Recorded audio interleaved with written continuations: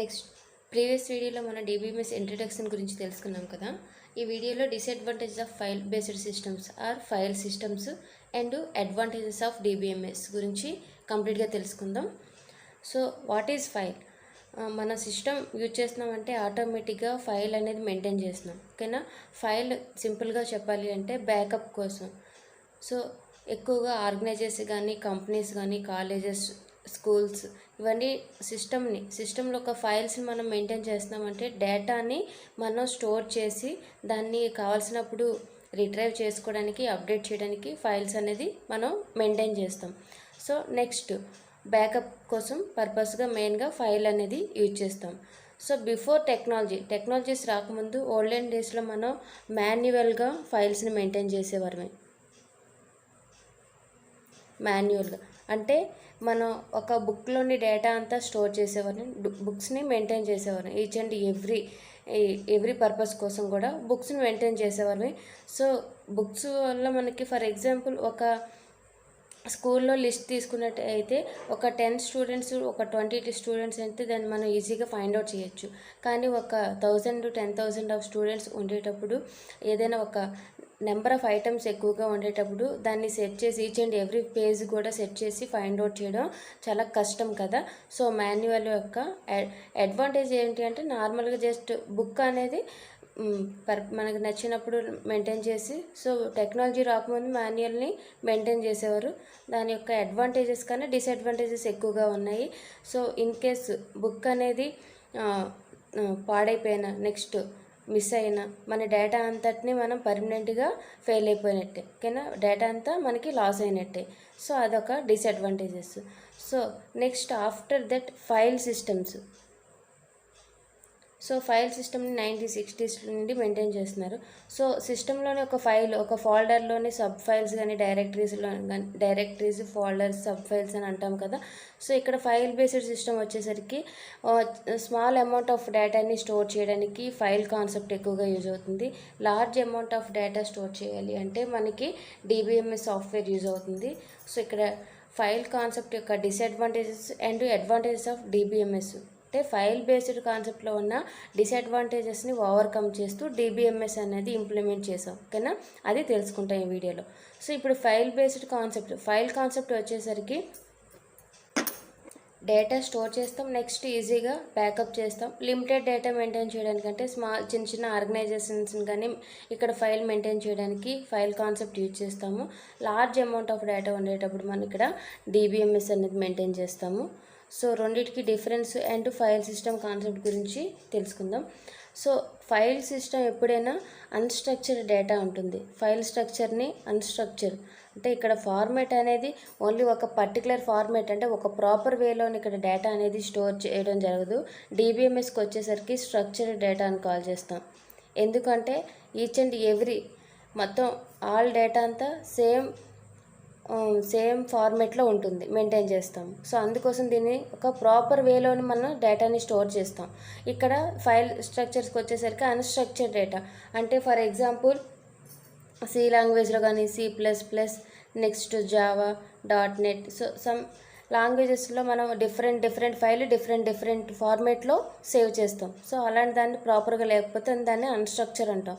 So దీనివల్ల disadvantage ఏంటంటే మన డేటాని సేవ్ చేసేటప్పుడు యాక్సెస్ చేసుకునేటప్పుడు డిపెండ్ ఆన్ ది ఫార్మేట్ బట్టి మనం చేంజెస్ చేయాలంటుంది. So this is one disadvantages file సిస్టంలో. సో DBMSకి వచ్చేసరికి ఈచ్ అండ్ ఎవ్రీ వన్ కూడా ఒక ప్రాపర్ వేలో స్టోర్ చేస్తాము. ఫర్ ఎగ్జాంపుల్ మన ఇక్కడ డెఫినేషన్ కానీ ఈచ్ అండ్ ఎవ్రీథింగ్ స్టోర్ చేసేటప్పుడు దాని యొక్క డేటా టైప్ కానీ కంపల్సరీగా టేబుల్ నేమ్, నెక్స్ట్ దాని యొక్క each and every item name కూడా డేటా టైప్ని మెన్షన్ చేస్తాం. ఓకేనా? సమ్ రూల్స్ని మెయింటైన్ చేస్తూ ఇక్కడ స్ట్రక్చర్ ఫార్మేట్లో ఒక ప్రాపర్ వేలోని డిజైన్ చేస్తాం DBMSలో. సో దీనివల్ల మనం ఈజీగా సేవ్ చేయొచ్చు, ఈజీగా మనం స్టోర్ చేయొచ్చు, రిట్రైవ్ కూడా చేసుకోవచ్చు డేటాని ఒక స్ట్రక్చర్ ఫార్మేట్లో. ఒక సేమ్ ఫార్మేట్లో ఉంటుంది, లార్జ్ అమౌంట్ ఆఫ్ డేటాని స్టోర్ చేసుకోవచ్చు.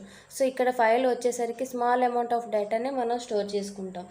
నెక్స్ట్ ఇక్కడ అన్‌స్ట్రక్చర్డ్ డేటా అంటే ఏంటంటే ఎగ్జాంపుల్ చూద్దాం. ఫర్ ఎగ్జాంపుల్ మనం ఒక టేబుల్ క్రియేట్ చేసాం. ఆ టేబుల్‌లో స్టూడెంట్ యొక్క date of birth. So date of బర్త్‌లో మనం ఫార్మాట్ అనేది ఒక స్టూడెంట్ యొక్క డేట్ ఆఫ్ బర్త్ అనేది first month, next date next ఇయర్ని మెన్షన్ చేసాం. నెక్స్ట్ సెకండ్ స్టూడెంట్ యొక్క డేట్ ఆఫ్ బర్త్ అనేది first date, next month, next ఇయర్ని మెయింటైన్ చేసాం, స్టోర్ చేసాం. సో ఇన్ కేసు ఇదే డేటాని మనం డీబీఎంఎస్లో స్టోర్ చేసినట్టయితే ఈచ్ అండ్ ఎవ్రీ స్టూడెంట్ కూడా సేమ్ ఫార్మేట్లోనే మనకి ఇక్కడ మెయింటైన్ చేస్తాం. సో దీనివల్ల డిసడ్వాంటేజ్ ఏంటి అంటే, అడ్వాంటేజ్ ఏంటంటే మన డేట్ ఇచ్చినా మంత్ ఇచ్చినా ఏ ఫార్మేట్ ఇచ్చినా యాక్సెస్ తీసేసుకుంటుంది ఫైల్ సిస్టంలోని, డీబీఎంఎస్లోనైతే తీసుకోదు. సో ఇక్కడ మనకి యాక్సెస్ చేసేటప్పుడు అంటే రిట్రైవ్ మన డేటా స్టోర్ చేస్తాం, తర్వాత ఒక ఆఫ్టర్ దట్ ఒక 10 days 20 days లేకపోతే ఆఫ్టర్ 6 months తర్వాత డేటాని మనం వ్యూ చేయాలి అంటే ఇక్కడ మనం డేట్ మంత్ సేమ్ ఫార్మాట్లో ఉన్నాయనుకోండి 6 సో ఏది డేట్ ఏది మంత్, సో మనకు కన్ఫ్యూజన్ వస్తుంది. సో ఇందులో డేటా అనేది ఇన్కన్సిస్టెన్సీ ఉంటుంది, ఒక ప్రాపర్గా మనం ఐడెంటిఫై చేయలేం. సో అలాంటి మిస్టేక్స్ కూడా ఇక్కడ ఫైల్ సిస్టంలో వస్తుంది. అందుకోసం మనం ఇక్కడ అన్‌స్ట్రక్చర్డ్ డేటా అని కాల్ చేస్తాం. నెక్స్ట్ ఇన్ కేస్ ఇక్కడ ఫైల్ సిస్టంలో మనం మెయింటైన్ చేసినప్పుడు ఏదైనా ఒక డాక్యుమెంట్ కానీ ఇన్ఫర్మేషన్ కానీ ఒక ఫైల్లో స్టోర్ చేసాం. సో ఫైల్లోనే సబ్ ఫైల్లోనే లేదంటే డైరెక్టరీ సబ్ డైరెక్టరీలో ఎక్కడ ఒక ప్లేస్లో మనం స్టోర్ చేసాం లొకేషన్లో. సో ఇక్కడ మనం ఫైల్ నుండి ఆ డేటాని యాక్సెస్ చేయాలి అంటే మనం ఫైండ్ అవుట్ చేయడం చాలా కష్టంగా ఉంటుంది. అది ఎక్కడ ఫార్మాట్ ఏ డైరెక్టరీ అనేది యాక్సెస్ చేయడం, కోడింగ్ అనేది సీలో కానీ జావాలో డెవలప్ చేయడం, సో ఇది కొంచెం లెంతీ ప్రాసెస్ అవుతుంది ఇక్కడ అన్‌స్ట్రక్చర్డ్గా ఫార్మాట్లో ఉండడం వల్ల. సో ఇన్ కేసు ఆ ఫైల్ని మనం ఇక్కడ డేటా స్ట్రక్చర్లో డీబీఎంఎస్లో యూజ్ చేసినట్టయితే సాఫ్ట్వేర్లోనే ఈజీగా మనం యాక్సెస్ చేయొచ్చు. Very easy to search that we want. ఏ ఫైల్ అయితే మనకు కావాలో ఆ ఫైల్ని ఈజీగా మనం ఫైండ్ అవుట్ చేయడం ఈజీ అవుతుంది ఇన్ డీబీఎస్ సాఫ్ట్వేర్లోని. నెక్స్ట్ ఇన్ ఫైల్ సిస్టంలో అయితే ఒక 10 GB ఆఫ్ డేటా ఉంది. సో అందులో మనకి 2 GB ఆఫ్ డేటానే కావాలి. సో అలాంటి సిచ్యువేషన్లో మనకి 2 GB డేటా కావాలి, కానీ మనం రిట్రైవ్ చేసేటప్పుడు 10 GB డేటా కూడా మొత్తంగా మనకి చూపిస్తుంది. సో దానివల్ల ఏంటి, మెమొరీ అనేది లాస్ అవుతుంది. సో మనకు ఓన్లీ 2 GB కావాలి, రిమైనింగ్ 8 GB అనేది వేస్ట్ ఆఫ్ టైం. సో ఇక్కడ ఇన్ డీబీఎంఎస్లో మనకి ఏ డేటా అయితే కావాలో ఆ పర్టికులర్ డేటా మాత్రమే మనకి డిస్ప్లే చేస్తుంది. సో అది మెయిన్ అడ్వాంటేజెస్ డీబీఎంఎస్లో. Next redundancy problem. Redundancy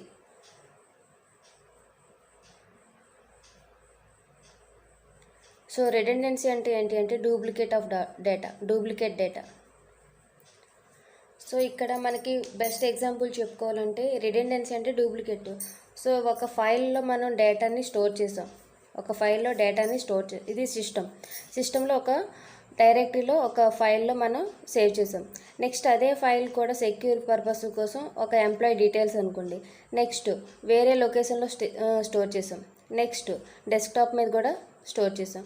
so ఇక్కడ 3 waysలో సింగిల్ ఫైల్నే మనం స్టోర్ చేసాం. సో అలాంటి సిచ్యువేషన్లో ఏంటి అంటే ఇప్పుడు మనకి రిడెండెన్సీ అంటే డూప్లికేట్ డేటా ఇక్కడ ఒక ఫైలు నెంబర్ ఆఫ్ టైమ్స్ ఉన్నాయి, 3 times ఉన్నాయి. సో ఇప్పుడు ఇందులో డ్రాబ్యాక్ ఏంటంటే ఇలా సేవ్ చేయడం వల్ల మెమొరీ లాస్ అవుతుంది, నెక్స్ట్ ఇన్కన్సిస్టెన్సీ కూడా వస్తుంది. ఎందుకు అంటే సో ఎంప్లాయీ డీటెయిల్స్ అనేది ఫర్ ఎగ్జాంపుల్ ఆ ఎంప్లాయీ యొక్క ఫోన్ నెంబర్ అప్డేట్ చేయాలనుకుంటున్నారు. సో ఫోన్ నెంబర్ అప్డేట్ చేసేటప్పుడు ఫస్ట్ ఫైల్ ఏదైతే ఉందో ఆ ఫైల్లో అప్డేట్ చేశారు, రిమైనింగ్ 2 ఫైల్స్లో కూడా ఫోన్ నెంబర్ అనేది అప్డేట్ అవ్వట్లేదు, ఓల్డ్ నెంబరే ఉంది. సో అలాంటి సిచ్యువేషన్లో ఇక్కడ మనకి ఈ ఫైల్ అనేది ఏ లొకేషన్లో ఉంది కూడా ఫైండ్ అవుట్ చేయడం కష్టం, నెక్స్ట్ అది గుర్తు చేసుకోవడం కూడా కష్టం. సో ఈ 2 ఫైల్స్ అనేది అప్డేట్ అవ్వలేదు, ఓన్లీ ఈ ఫైల్లో అప్డేట్ అయింది. నెక్స్ట్ ఫర్దర్గా ఇక్కడ మేనేజ్మెంట్ ఈ డేటా చూసి ఎంప్లాయీస్ యొక్క ఫోన్ నెంబర్ని క్యాచ్ చేయాలనుకుంటే అక్కడ మనకి ఎర్రర్ అంటే ఆ ఎంప్లాయీని ఆ పర్టికులర్ ఎంప్లాయీని కాంటాక్ట్ చేయడం చాలా కష్టం అవుతుంది. సో ఎందుకంటే అక్కడ ఉన్న ఫోన్ నెంబర్ అనేది అప్డేట్ అవ్వలేదు. సో ఎలాంటి ప్రాబ్లమ్స్ అనేది ఎరేజ్ అవుతుంది డేటా క్రియేట్ అవ్వడం వల్ల. సో రిడెండెన్సీ అంటే ఏంటంటే డూప్లికేట్, ఒక్క ఫైల్ని నెంబర్ ఆఫ్ టైమ్స్ మనం సేవ్ చేస్తే దాన్ని రిడెండెన్సీ అంటాం. సో రిడెండెన్సీ అంటే ఇక్కడ మనకి మెమొరీ వేస్ట్ అవుతుంది, నెక్స్ట్ డేటా అప్డేట్ అవ్వడం కూడా సో డిఫికల్ట్ అవుతుంది. అన్నీ మనం ఎన్ని ఫైల్స్ ఉన్నాయో అన్నీ అప్డేట్ అవ్వడం చాలా డిఫికల్ట్ అవుతుంది. నెక్స్ట్ ఎప్పుడైతే రిడెండెన్సీ వచ్చిందో ఆటోమేటిక్గా ఇన్కన్సిస్టెన్సీ వస్తుంది, డేటా ఇన్కన్సిస్టెన్సీ. సో ఇప్పుడు చెప్పుకున్నాం కదా, ఇక్కడ నెంబర్ ఆఫ్ ఫైల్స్ సేవ్ చేసాం. ఎప్పుడైతే ఆ ఎంప్లాయ్ యొక్క ఫస్ట్ ఫైల్ అప్డేట్ అయింది, రిమైనింగ్ 2 ఫైల్స్ని అప్డేట్ అవ్వలేదు. సో నెక్స్ట్ ఈ ఫైల్ కానీ తీసుకున్నట్టయితే ఆ డేటా అనేది అప్డేట్ అవ్వలేదు. సో మెయిన్గా మనం కాంటాక్ట్ అవ్వాలంటే ఫోన్ నెంబర్ ఇంపార్టెంట్ కదా. సో ఆ ఫోన్ నెంబర్ అనేది అప్డేట్ అవ్వలేదు. అలాంటి సిచ్యువేషన్ కరెక్ట్గా మనం యాక్సెస్ చేయలేం. అలాంటి ప్రాబ్లం మనం ఇన్కన్సిస్టెన్సీ అంటాం. ఓకేనా, ఇన్కన్సిస్టెంట్. అదే డిబిఎంఎస్ సాఫ్ట్వేర్ యూజ్ చేసినట్టయితే మనకు ఈచ్ అండ్ ఎవ్రీ ఫైల్ కూడా ఉన్న each and every total entire details కూడా అప్డేట్ అవుతుంది. సో అది డిబిఎంఎస్ సాఫ్ట్వేర్ యొక్క advantages. Next concurrency. So concurrency అంటే ఏంటంటే, సో ఇన్ ఫైల్ సిస్టంలోని ఒక ఫైల్ని ఎవరైనా రీడ్ చేసినా రైట్ ఆపరేషన్ చేసినా వన్స్ ఒక్క టైంలో ఒక ఫైల్ని ఒక్క సింగిల్ యూజర్ మాత్రమే మనం రీడ్ కానీ రైట్ కానీ ఆపరేషన్ జరగాలి. ఎట్ ఏ టైంలో మల్టిపుల్ యూజర్స్ని యాక్సెస్ చేయకూడదు. యాక్సెస్ చేయడానికి సపోర్ట్ చేయదనమాట ఫైల్. సో ఇక్కడ మనకి రీడ్ ఆపరేషన్ ఒక యూజర్ చేసినట్టయితే అది కంప్లీట్ అయిన తర్వాత నెక్స్ట్ యూజర్ ఎవరైతే ఉన్నారో వాళ్ళు రైట్ కానీ రీడ్ ఆపరేషన్ కానీ చేయాలి. ఎట్ ఏ టైంలో ఇక్కడ ప్రాసెస్ చేయడం అవ్వదు. సో ఇన్ డిబిఎంఎస్లో అయితే ఎక్కువగా ఇక్కడ బ్యాంకింగ్ ట్రాన్సాక్షన్స్లో ఇది బెస్ట్ ఎగ్జాంపుల్ చెప్పుకోవచ్చు కాంకరెన్సీ. సో ఇక్కడ సపోర్ట్ చేయదు. ఫైల్ సిస్టంలో అయితే ఇన్ డిబిఎంఎస్లో ఎట్ ఏ టైంలో నెంబర్ ఆఫ్ యూజర్స్ యాక్సెస్ చేయొచ్చు సింగిల్ ఫైల్ని. సో అదొక advantages DBMS. So file system యొక్క డ్రాబ్యాక్ అది. నెక్స్ట్ ఇంటిగ్రిటీ అంటే ఏంటి అంటే, so some each and every ఐటమ్ని కూడా స్టోర్ చేసేటప్పుడు సమ్ ఇంటిగ్రిటీ రూల్స్ని ఫాలో అవుతుంది. సో ఇక్కడ మనకి అన్స్ట్రక్చర్డ్ ఫైల్ సిస్టంలో వచ్చేసరికి ఆ ఇంటిగ్రేషన్ రూల్స్ అనేది ఫాలో అవుతుంది. దాన్ని ఇంటిగ్రిటీ అని కాల్ చేస్తాం.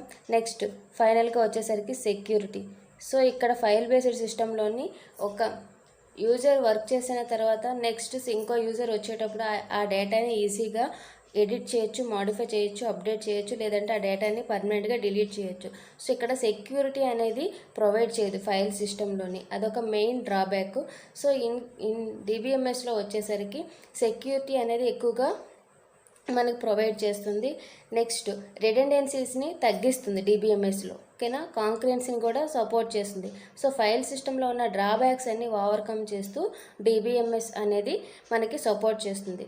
సో ఫైల్ సిస్టంలో స్మాల్ అమౌంట్ ఆఫ్ డేటాని స్టోర్ చేస్తాం. ఇన్ డిబిఎంఎస్లో లార్జ్ అమౌంట్ ఆఫ్ డేటాని విత్ సెక్యూరిటీగా మనకి ఈజీ ఎఫిషియెంట్గా ఎఫెక్టివ్గా వర్క్ చేయడానికి పర్ఫెక్ట్ ప్లాట్ఫామ్ ఏంటి అంటే డిబిఎంఎస్. సో సపోజ్ మన యూట్యూబ్ ఛానల్లే, ఇక్కడ నెంబర్ ఆఫ్ వీడియోస్ ఉంటాయి అవర్ ఛానల్లోని.